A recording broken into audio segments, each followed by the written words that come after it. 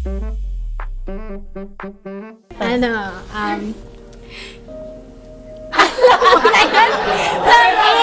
Pakita kasi wala pa kasi na 24 hours. Sorry. Magkasama na lang. Hindi, sobrang unexpected ng friendship natin. Hindi ko din na-imagine na magkakakilala tayo ng gano'n. Nahihirapan talaga ako din. Hindi, gusto ko lang sabihin sa'yo na marami akong natutunan sa'yo kahit sobrang, like, I feel like sobrang tagal na natin magkakilala. Alam mo na yun, Mami Oni, maraming salamat. Dahil tinatry nyo din akong sagip. Mainit na pinag-uusapan ngayon sa social media ang naging matapang na pahayag ng vlogger at influencer na si Tony Fowler.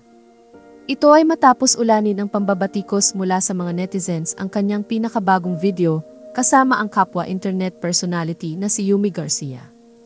Hindi kasi nagustuhan ng ilang netizens ang tiempo ng pagkakasali ni Yumi sa latest reality show ng Toro Family kung saan nagbigay ng mensahe ang bawat miyembro ng Toro Family at ilang kaibigan ni Tony. Sa gitna ng mainit na revelasyon ni Xian Gaza tungkol kay King Badger at Yumi at pagkakaroon umano ng relasyon ng dalawa habang karelasyon ni Badger ang dating asawang si Jelay. Dagdag pa ni Xian na minor de edad pa si Yumi nang magsimula ang relasyon at nagbunga ang pagsasama ng dalawa. Kaya hindi na iwasan ng mga netizens na tumaas ang kilay matapos makita si Yumi na nakasama ni Tony Fowler sa reality show na parehong silang na-involved kay King Badger. Unang nilinaw ni Tony na walang kinalaman ang kanyang birthday video sa kasalukuyang issue. Ayon sa kanya, June 23 pakinunan ang naturang video at sadyang huli lang palagi ng 4 na episode ang kanilang upload dahil sa mahabang proseso ng editan. Banat niya sa mga kritiko, hindi niya ito sinadya at imposible namang magic na nahulaan niya ang issue noong nakaraang buwan pa. Ayon sa social media post ni Tony, unang-una Sabado kahapon RS Day yan, kaya pinopromote ang episode dito sa FB at 3 years na po kaming ganyan. Pangalawa birthday video ko yan July 23, hindi yung kahapon lang nangyari. Nakaschedule kami ng upload at late kami palagi ng 4 episodes kasi mahaba habang editan yan. So sinadya ko yan? Last month pa? Wow magic!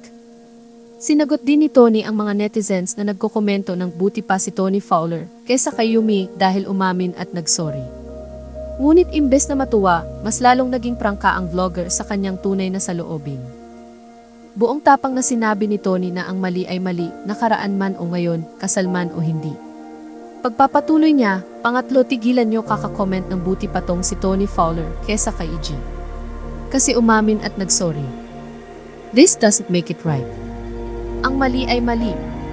Nakaraan man o ngayon. Kasal man o hindi. Mali ako at kahit panghabang buhay niyo kung tawaging kabit kahit nakaraan para yan tanggap ko at consequence ko yan. Hindi ako patawarin hanggang hukay. Kahit 2 months lang yung mahal-mahalan kuno na nangyari sa akin nung jutay na yon. Deserve ko ang hindi mapatawad. Tanggap ko pero ulitin ko mali. Ako mali ako kesyo victim lang ako. Di na para. Basta mali ako. Tapos, pang-apat masyadong kalat ang galit nyo tama naman magalit sa kabit pero sana huwag kalimutan kung kanino kayo mas galit. Sino ba ang pinakalapok sa lahat? Ito naman tinuturuan ko lang kayong magbalance ng emosyon para kasi flood control nakalimutan kung sino ba ang pinakapunot dulo ng lahat kaya ito ako at nagre-remind lang na nagsisend ng video ng kahit naka-move on ka na. Panglima, wala kayong pakialam kung sino gusto kong maging kaibigan. Oo, mali ay mali pero ano bang kakayahan kong baguhin ang nakaraan? Wala. Ano din bang kakayahan kong pagsalitain ang isang tao na ginagawang pipe ng mga tao sa paligid niya? Lahat ng tao deserve ng pagmamahal kahit makasalanan ka pa this doesn't mean pinagtutulungan yung taong nasaktan. Bakit? Para saan? Kakaisip niyan tulad niyong mga nagko-comment na nag-enjoy sa gulo para lalo magliyab. Ginawa niyo ng reality show buong SOCMED kala ko kami lang ng PBB yun. Kahit mag-ilang dekada pa at ganyan ninyo ko. Okay lang. Kasi tatanggap lang ako pero hindi na ko mananahimik tulad ng dati hindi niyo ko maubos kasi this time mahal ko na sarili ko.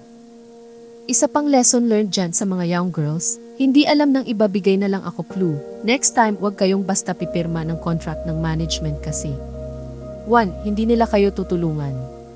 2. Bawal ka daw mag-talk. Chatterbuzz, your one-stop showbiz ganap.